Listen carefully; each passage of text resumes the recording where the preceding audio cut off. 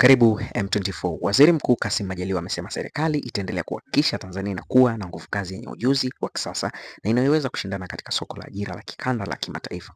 Amesema lengo ni kuhakikisha nguvu kazi hiyo inakuwa na mchango katika kuchochea ukuaji wa uchumi wa mtu mmoja na taifa kwa ujumla. Amesema hayo Jumamosi Oktoba 11, 2025 wakati alipomwakilisha Rais Dr. Samia Suluhu Hassan katika ufunguzi wa kongamano la kumbukizi ya Mwalimu Julius Kambarage Nyerere zilizofanyika katika ukumbi wa maktaba mpya wa Chuo Kikuu cha Dar es Salaam.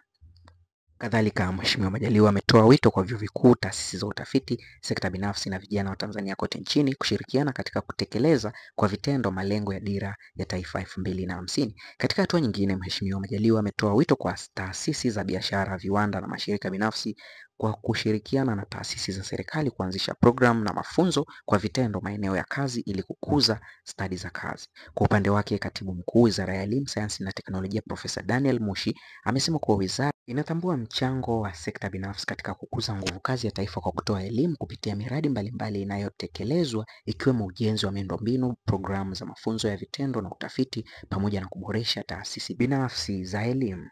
Naye mwenyekiti wa Kigoda cha Mwalimu Nyerere Profesa Alexander Makulilo amesema kuwa lengo la kongamano hilo ni kukuza na kuenzi urithi wa Mwalimu Nyerere katika maendeleo ya rasilimali watu, kubaini nguvu kazi yenye ulinzi inayoweza kutenda na mahitaji ya Dira ya Taifa mwaka 2050 pamoja na kukuza majadiliano baina ya wadau kuhusu sekta ya ubunifu. Ndugu mgeni rasmi, kongamano hili ni mahususi kuenzi urithi wa baba wa taifa Mwalimu Julius Nyerere katika suala zima la kuleta maendeleo ya taifa letu, na hivyo lina malengo madogo manne kama ifuatavyo. Kwanza ni kukuza na kuenzi urithi wa Mwalimu Julius Nyerere katika maendeleo ya rasilimali watu. Pili ni kubaini njia za kimkakati za kujenga nguvu kazi yenye ujuzi na inayoweza kuendana na mahitaji ya Dira ya 2050. Tatu ni kukuza majadiliano kati ya wadau kuhusu sera na ubunifu utakaounda mustakabali wa elimu katika nchi yetu. Na nne, kutoa hamasa kwa kizazi cha sasa na kijacho kuendeleza maono ya Mwalimu ya umoja, amani, uadilifu na maendeleo. Kwa taasisi zote za biashara, viwanda na mashirika binafsi, kwa kushirikiana na taasisi za serikali, anzisheni programu za mafunzo kwa vitendo maeneo ya kazi ili kukuza stadi za kazi. Taifa letu halitaweza kufikia uchumi wa viwanda bila ushiriki wa sekta binafsi, na hasa katika kutengeneza nafasi za mafunzo, kufadhili tafiti na kuendeleza teknolojia. Hapa lengo ni kuhamasisha, na katika uhamasishaji huu lazima tuanzishe mfumo wa kutambua waajiri wanaowekeza zaidi katika kukuza ujuzi na vijana. Tufanye nayo kazi kwa pamoja kwa lengo la kuwafikia vijana wengi wa Tanzania. Wizara ya Elimu, Sayansi na Teknolojia kwa kushirikiana na Tume ya Vyuo Vikuu TCU na Baraza la Elimu la Ufundi NACTVET, hakikisheni kwamba mitaala yote inakidhi mahitaji ya sasa, hasa kwenye soko la ajira, sambamba na kuimarisha ubora wa elimu ya awali, msingi na sekondari, ili kila mtoto wa Tanzania apate elimu hii ya msingi imwezeshe kuendelea mbele, na hasa katika kupata ujuzi, fikra pevu tangu anapokuwa na umri mdogo.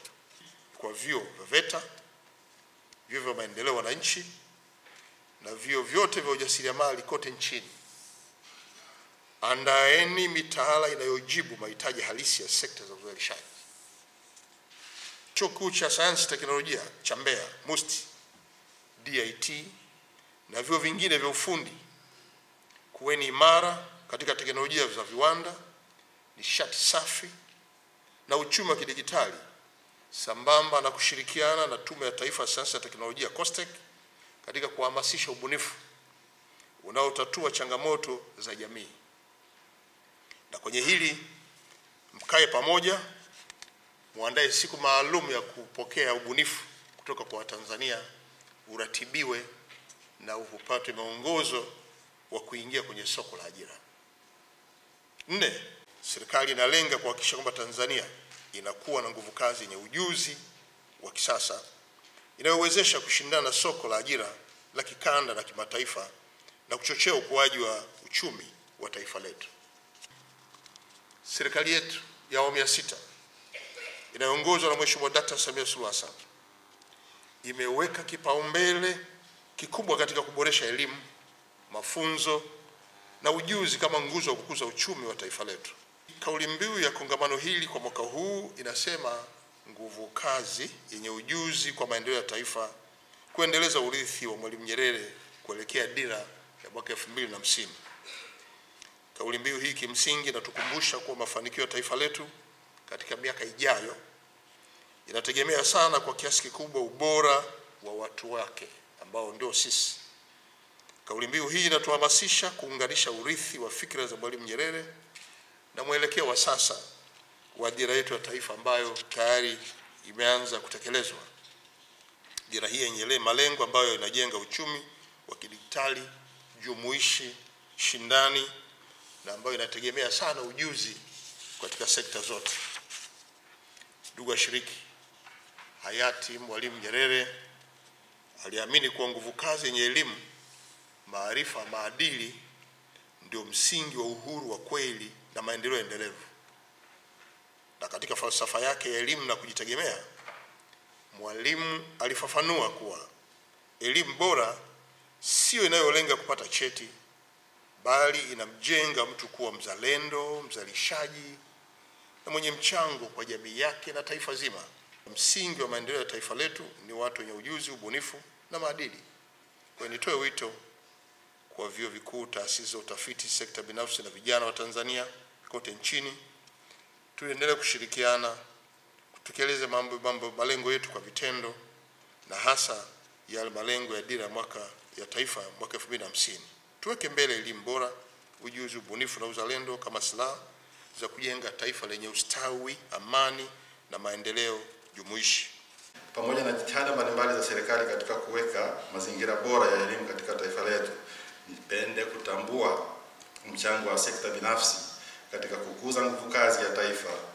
Na kwenye hili, Mheshimiwa mgeni rasmi, wizara inatambua umuhimu wa ushirikiano kati ya sekta binafsi na taasisi za umma katika kutoa elimu, na kupitia utaratibu wa Public Private Partnership, yani PPP, miradi mbalimbali ya elimu na mafunzo inaendelea kutekelezwa, ikiwemo ujenzi wa miundombinu, programu za mafunzo ya vitendo na utafiti, pamoja na kuboresha taasisi binafsi za elimu.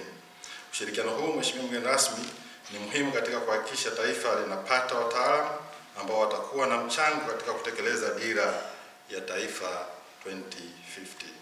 Mheshimiwa mgeni rasmi, naomba niseme hapa kwamba mwaka hadi mwaka tumekuwa na ongezeko la fedha inayotengwa kwa ajili ya kufadhili masomo haya ya elimu ya juu, na kwa sasa hivi kwa bajeti hii ambayo tunayokwenda nayo mwaka 2025-26 tumefikia takriban bilioni 916, ambayo ni ongezeko kubwa tangu mwaka 2021 ambao tulikuwa takriban bilioni 500.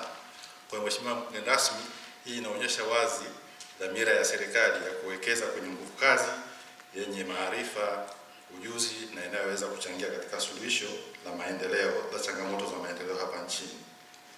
Mheshimiwa mgeni rasmi, takwimu zinaonyesha kwamba bajeti ya serikali inayoelekezwa katika sekta ya elimu kwa ujumla wake imefika takriban 19%, na lengo letu ni kufika takriban 20%. Mheshimiwa mgeni rasmi, hii inaonyesha pia msukumo ambao serikali inatoa kwenye eneo hili la kujenga nguvu kazi yenye maarifa na ujuzi.